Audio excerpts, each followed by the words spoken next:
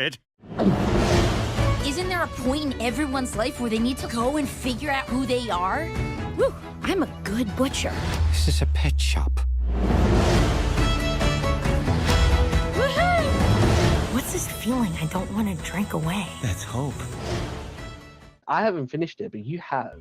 Yeah, yep. It's Matt Groening's new animated show from the likes of The Simpsons and Futurama.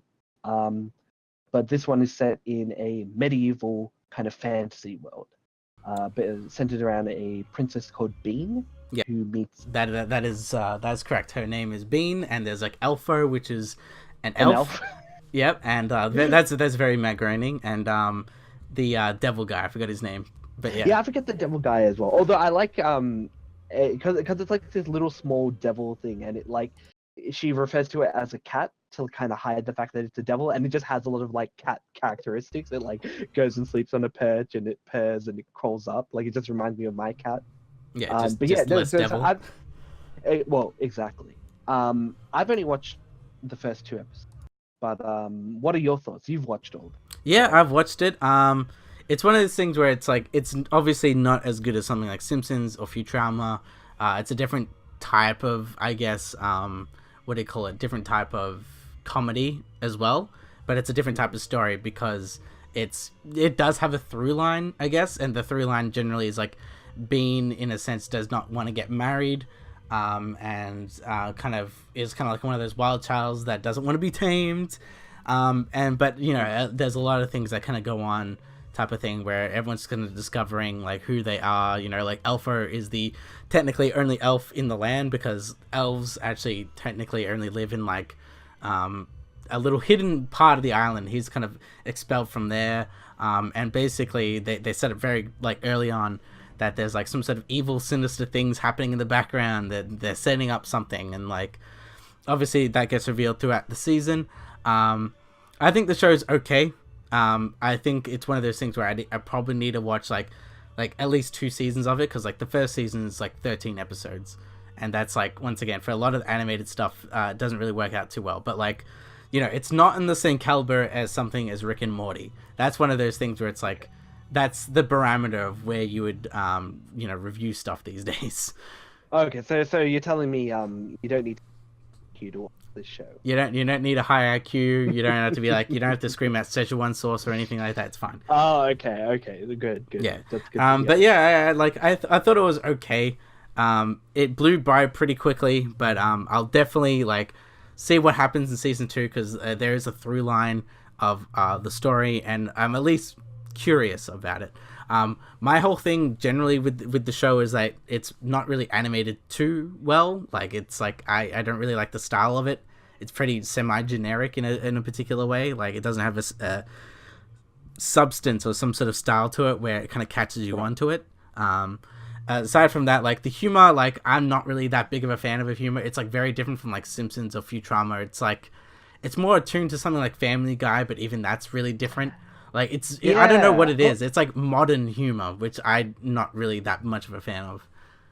Well, I mean, it's modern humor in the sense like they're making modern references to things that are in the medieval part, right? I think I kind of like the part of the humor is like in the show is like, oh, there'll be a bunch of like magic shops, and there'll be some like witty like banter that's like on the sign or something like that. There's like I remember I picked on this, like they go into like the forest in the first episode, and like there's a little sign that says like beware of like racist antelopes, and later on, like when they're sleeping, like an antelope comes by, it's like a human and an elf, disgusting, and like just jumps off. But it's like, obviously if you didn't read the sign you wouldn't get the reference there, so like I found that pretty funny. But you know, I definitely understand what you're saying. Like, yeah, a lot of the stuff is just kind of like lol, so not lol so random, but like, yeah, it's just like random stuff. They just go and do like cool adventures. It's like random, but, like quippy stuff, I suppose. Mm-hmm. Like I don't know. It's something different. And it's because it's like it's some weird thing where it's kind of self-aware sort of about the entertainment, but at the same time, it's like it's very like, oh, we're in this situation now.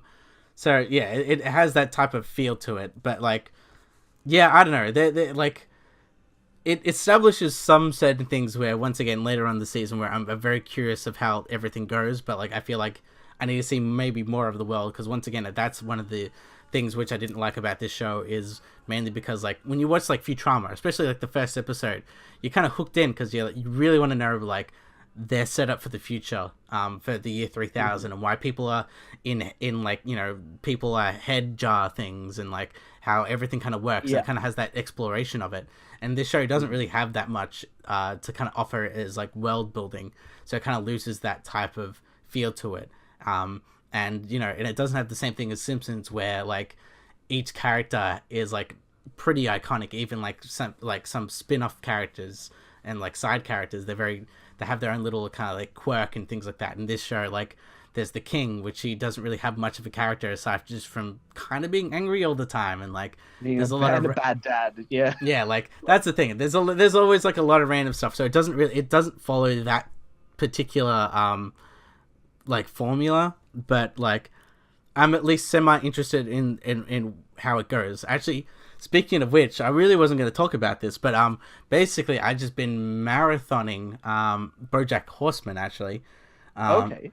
Because like that's one of those shows where like I had semi interest into it. I watched the first season, I thought it was okay, and kind of watched the rest of it, and like I'm just like midway through season 4 at the moment, and like it's once again, it's one of those things where I'd probably put it in the same maybe camp as BoJack Horseman, because I'm not really that big of a fan of BoJack Horseman. It exists, there's some cool stuff about it, but like but like BoJack Horseman is very like adult orientated, and it's not really so much for the jokes.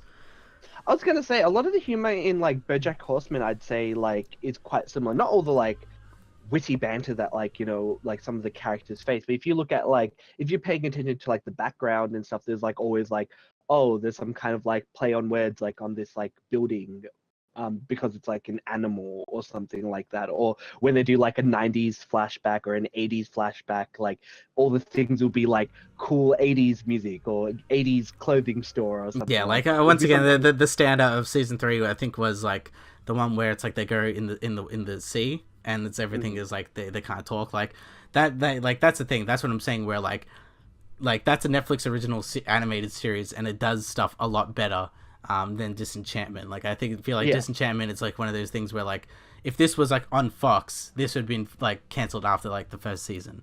I think I'd probably agree, and I think maybe that's the reason why they went to Netflix with this show, because again they probably couldn't get the green light for it, especially since also it's like Futurama also kind of suffered from that as well. Like, you know, the original seasons, like it only had like what, like 4 seasons or 5 seasons. It was like it was like 4/5, and then they came back for like a 6th one, but technically 5. They did something really weird with it. Yeah. It's like they did the original 4, and then like it got cancelled, and then they did like these movies, and there were 4 movies, and then all 4 movies equaled 1 season, and then they went and did like 2 more seasons after that, and now it's finished. I think the thing is, this show makes me want to actually go back and watch Futurama, because I didn't actually finish watching the newer episodes, which I've heard were pretty good. And yeah, I haven't watched it either, and trust me, like Futurama is like my favorite animated thing. Like it's pretty much like that, Rick and Morty, and like South Park are like the top, like, to me, in a sense. So like it's one of those weird things where I didn't go back, maybe because I don't want it to end. It's like, don't end. Well, yeah, but this is the thing. Like, Futurama is kind of timeless in that sense, right? Like, you can kind of watch it like now, and because of the setting and some of the issues that they're dealing with, like the issues that they deal with is obviously like an analog to stuff that we're dealing with, so you can relate. But then like you also still have the setting of like space and travel, so you still feel like you're in a fantasy world still. Maybe you might not get some of the celebrities, but that's about it. That's an alright sacrifice. Just do some Googling. But yeah, no. So Disenchantment, you know, would watch or wouldn't watch? Well, what do you recommend?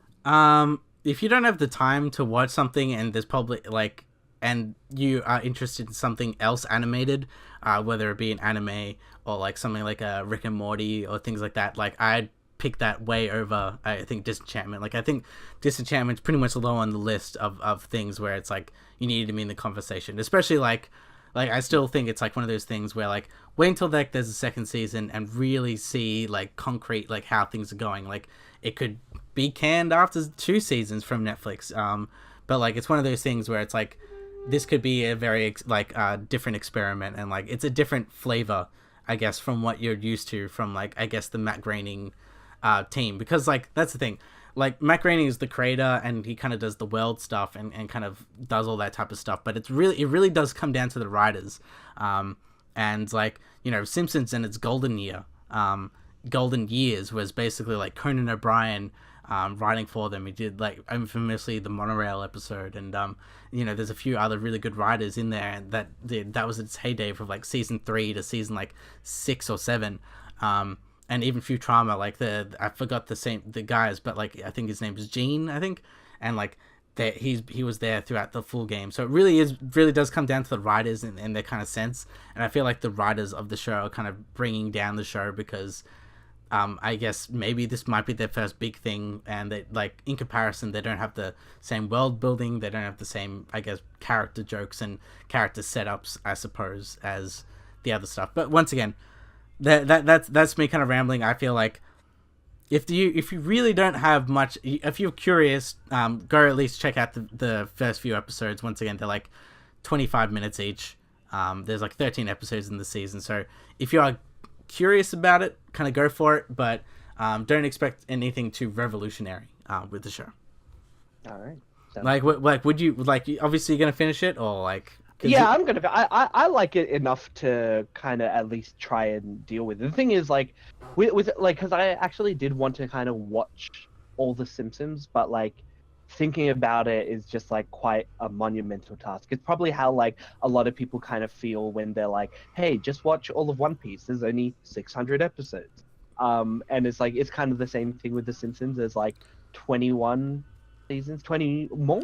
I think it's like 26 seasons, 26 seasons. Yeah. Like just imagine like going through it, and the thing is like not all of it's going to be quality. Like I remember growing up watching The Simpsons, it was all quality, and then like it just kind of like tapered off, and like, you know, it kind of almost felt like a little bit like Family Guy as well, where they just had like random celebrities. Okay, I got you.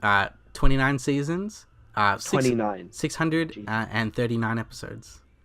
Oh, well, I guess you can watch One Piece and The Simpsons. It's all right. It's the same thing. Yeah, definitely, you know, like, but like, once again, it's like, it's one of those things where it's like, there's a few things, like, for example, like, I'm more accustomed to maybe, like, I'm very curious of, like, because that's the thing, I see random clips about a Family Guy on my Instagram, and, like, some of this stuff is kind of funny, like, these jokes, like, I know, and that's kind of how Family Guy can, like, kind of works, where it's like these one-off jokes that really have nothing really too much to the plot, but like I see these jokes, I'm like, that's kind of funny, so I'm very like, I stopped like Family Guy probably season 10, so I'm very curious if I ever like go back to it in a sense, like, you know, in that particular way, because I'm like, some of this stuff's kind of funny. I kind of want to watch it, you know.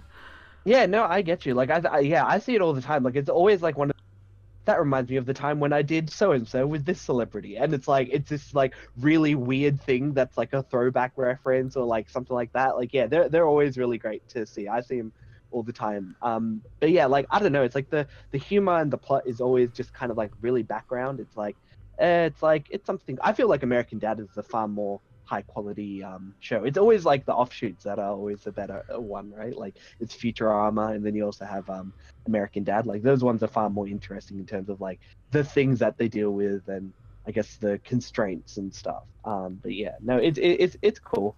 Yeah, I'll probably be watching all of Disenchantment. But yeah, like my expectations for the show isn't super high. Just lower. It's like, you know, like, okay, lower, like you've already watched 2 episodes, and it's like it doesn't really necessarily get any better than that. It kind of stays kind of par for the course, and in that particular sense. And but yeah, like I feel like I'm bashing it, but in a sense, it's once again, it's just mediocre, if that makes sense. It's there.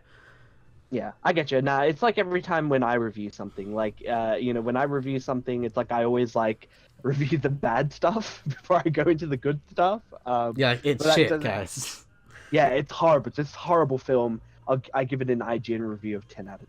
Yeah, and I'm gonna copyright it from someone else, and oh man, yeah, exactly. Yeah. But yeah, that's Disenchantment, and that is actually our episode for the week, which is once again our 1 year anniversary. So here's for another year, right? You know, like Yeah, to another year, and I guess again, thank you all for listening if you've been listening all this time, and see you next week. like enjoy our ramblings. So till next time, see ya. See ya.